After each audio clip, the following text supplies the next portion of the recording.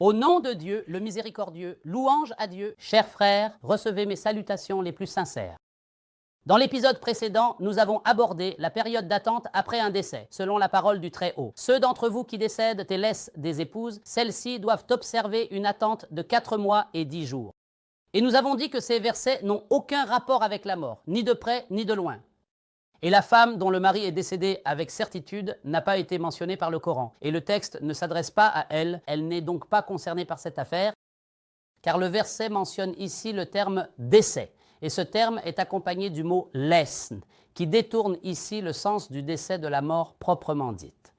Donc la conclusion est la suivante. Ces versets parlent en réalité d'un type de divorce. C'est-à-dire, comment divorcer d'une femme dont le mari a disparu, s'est absenté de la scène de la vie et dont on ne sait pas où il se trouve, mais qui pourrait éventuellement revenir. Et ces situations se répètent dans les sociétés, avec les disparus de guerre ou les disparus lors de catastrophes naturelles, ceux qui quittent la femme et disparaissent sans que l'on sache où ils sont. Sont-ils morts ou sont-ils vivants? Dans de tels moments, comment la femme doit-elle agir? Doit-elle rester à la merci de ce mari absent, qu'il revienne ou non? Où le texte s'adresse-t-il à elle? Ce texte s'adresse justement à de telles situations, ou bien lorsque le mari est tombé dans un coma profond pendant des années. Que doit faire la femme? Doit-elle l'attendre toute sa vie? Un homme dans un coma clinique, seul l'appareil nous indique qu'il est en vie. Combien de temps la femme doit-elle l'attendre? Le Coran parle de cette situation.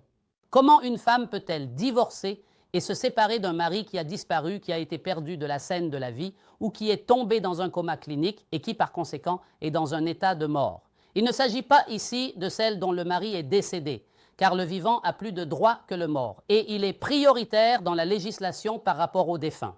Celui qui est mort, ses jours sont terminés, sa page est tournée et par conséquent, il n'a plus aucun lien avec notre vie, ni de près ni de loin.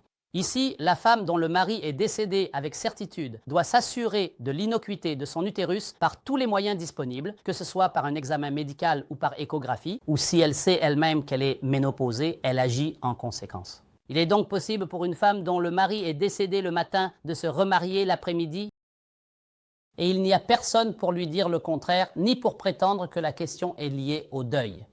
Nous aborderons dans la suite de cette série d'épisodes cette question de manière détaillée, complète et satisfaisante. Ainsi, il est nécessaire de clarifier que le mot « yutawaffauna » dans ce verset ne signifie pas forcément la mort, car toute mort est une wafat, mais toute wafat n'est pas nécessairement une mort. Celui qui est mort, mais tous ceux qui sont morts ne sont pas morts. Et nous avons mentionné que le sens subtil et particulier réside dans le mot yadaruna et le mot yadaruna.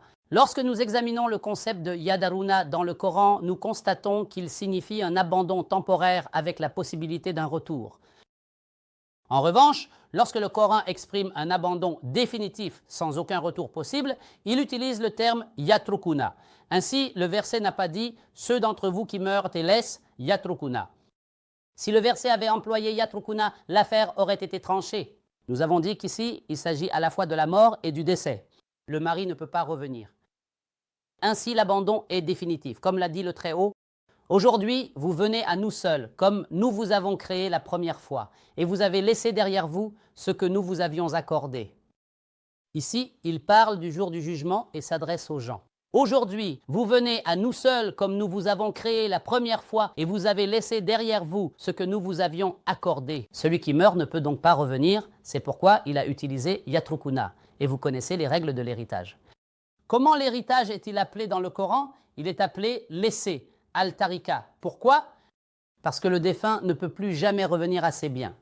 Le Très-Haut a dit « Et il vous revient la moitié de ce que vos épouses laissent et il leur revient la moitié de ce que vous laissez. » Laisser signifie ne pas revenir. Mais lorsqu'il dit yadaruna, il s'agit ici d'un abandon temporaire, avec la possibilité d'y revenir ou de revenir à la chose laissée. Maintenant, examinons les versets dans lesquels le Coran a utilisé le mot yadaruna. Ô vous qui avez cru, lorsque l'appel à la prière du vendredi est lancé, empressez-vous vers le rappel de Dieu et laissez le commerce. Laissez le commerce, c'est-à-dire cessez-le, car après la prière, lorsque celle-ci est terminée, vous pouvez à nouveau vaquer à vos affaires, car après la prière, vous y reviendrez. C'est pourquoi il a dit « laissez le commerce ». Il n'a pas dit « abandonnez le commerce ». S'il avait dit « abandonnez le commerce », tu irais à la prière et tu ne retournerais plus jamais à ta boutique ou à ton magasin. Non, il a dit « laissez le commerce », comme dans « laisse-moi avec celui que j'ai créé seul ». Dieu, exalté soit-il, dit « laisse-moi avec celui que j'ai créé seul ». Pharaon dit « laissez-moi tuer Moïse ». Notre Seigneur a dit « laisse-moi avec celui que j'ai créé seul ». Cela signifie qu'il reviendra, qu'il sera repris, il ne sera pas abandonné définitivement. En effet, ceux-là aiment ce qui est immédiat et laissent derrière eux un jour lourd à porter. Et dans un autre verset, « et ils délaissent l'au-delà ». Pouvons-nous vraiment délaisser l'au-delà et qu'elle nous laisse en paix ? Ou bien reviendra-t-elle inévitablement vers nous? Nous ne pouvons ni l'abandonner ni éviter ce jour lourd, car il nous rencontrera à coup sûr. Voilà le sens du mot « il délaisse » et même dans sa parole « laisser ce qui reste de l'usure ». D'ailleurs, c'est cette clé qui m'a poussé à relire le concept de l'usure. Et vous le trouverez, si Dieu le veut, dans les épisodes de cette émission. Le concept de l'usure n'est pas ce que l'on a en tête, ni ce qui est pratiqué sous prétexte d'usure ou d'interdiction de l'usure. Et toutes ces comédies ridicules qui se jouent entre les banques et ceux qui y travaillent ou qui empruntent auprès d'elles. Dans cette comédie, tu viens avec une facture du propriétaire de l'atelier ou une facture du propriétaire du magasin, alors que tu veux simplement de l'argent liquide. Tu joues cette piètre comédie pour que la banque aille payer le propriétaire de l'atelier ou le propriétaire de la ferme de veaux. Et toi, tu vas avec le reçu des veaux et tu dis « Donnez-moi mon argent, je ne veux pas de veaux, je ne veux pas de matériaux de construction. » Il te donne ton argent et tu vas réaliser le projet que tu veux vraiment. Tu te moques de qui? Toi et la banque. La banque sait très bien que tu veux de l'argent, mais elle ne te le donne pas directement parce qu'elle pense que si elle y applique un taux d'intérêt, ce serait de l'usure. Alors, elle met en scène cette comédie comme si vous essayiez de contourner la volonté d'Allah, le Tout-Puissant. Mes amis, c'est une comédie médiocre qui n'a aucun sens. Nous ne voulons pas nous écarter du sujet. Il faut donc nous en tenir à ce dont nous parlons. Le mot « yadarun » signifie un abandon temporaire. Ainsi, le verset dit « Et ceux d'entre vous qui décèdent et laissent des épouses ». Donc, ces épouses, il est possible qu'elles reviennent ou que leur retour soit envisageable. Quant au défunt, il ne peut pas revenir. C'est pourquoi il a dit « ceux d'entre vous qui décèdent et laissent des épouses ». Et malheureusement, lorsque les exégètes et les juristes se sont retrouvés dans l'embarras face à ces deux versets, ils ont eu recours à l'épée de l'abrogation fallacieuse. Et comme je vous l'ai dit à maintes reprises, l'épée de l'abrogation est le signe d'une incapacité à méditer. Quiconque a recours à l'épée de l'abrogation a donc avoué son échec. Il n'y a absolument ni abrogeant ni abrogé, au sens d'annulation, dans le noble Coran.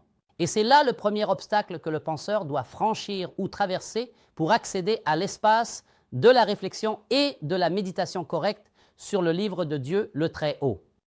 Et pour que vous sachiez, même ceux qui ont soutenu l'abrogation constatent que le verset abrogé est en réalité postérieur au verset abrogeant.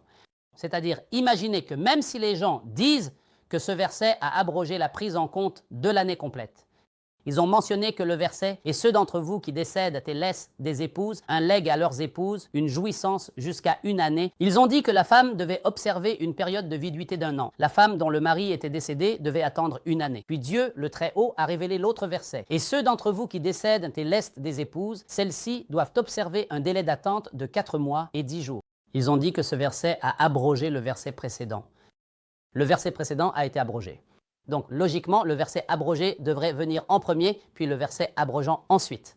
Mais si tu consultes le Coran, tu verras que le verset abrogé est venu en premier. Le verset qu'ils disent être abrogé est celui qui est venu après. C'est-à-dire dans l'ordre initial, le verset abrogeant. Tout cela n'est que manipulation et calomnie, et le livre de Dieu, qu'il soit exalté, en est innocent. Je suis donc certain qu'un ensemble de questions a surgi dans l'esprit du cher spectateur. Alors, que doit faire la femme dont le mari est décédé? Quelle est la sagesse derrière cela? Il y a donc tout un ensemble de questions hypothétiques.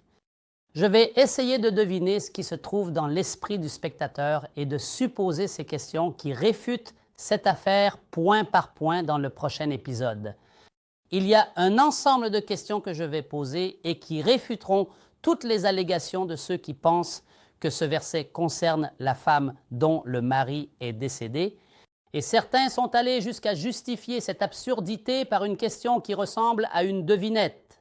à savoir l'idée que l'organe de l'homme laisserait une empreinte dans l'utérus de la femme après la mort. C'est un propos plus vide que le cœur de la mère de Moïse et il ne vaut même pas l'encre avec laquelle il a été écrit par les partisans du soi-disant miracle scientifique. Et c'est là que j'ai un gros problème avec eux. Je ne nie pas l'existence de miracles scientifiques dans le Coran, mais pas avec de telles absurdités et cette culture qui place le Coran face au canon de l'athéisme. C'est encore plus absurde que ce que l'on peut qualifier d'absurde.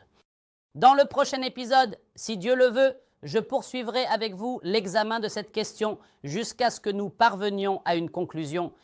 Ainsi, le spectateur a le droit d'accepter ou de rejeter, conformément aux principes énoncés dans la parole du Très-Haut. Ceux qui écoutent la parole et suivent la meilleure d'entre elles, voilà ceux qu'Allah a guidés, et voilà ceux qui sont doués d'intelligence. En attendant de vous retrouver dans le prochain épisode, je vous laisse sous la protection et la garde de Dieu. Que la paix, la miséricorde et les bénédictions de Dieu soient sur vous.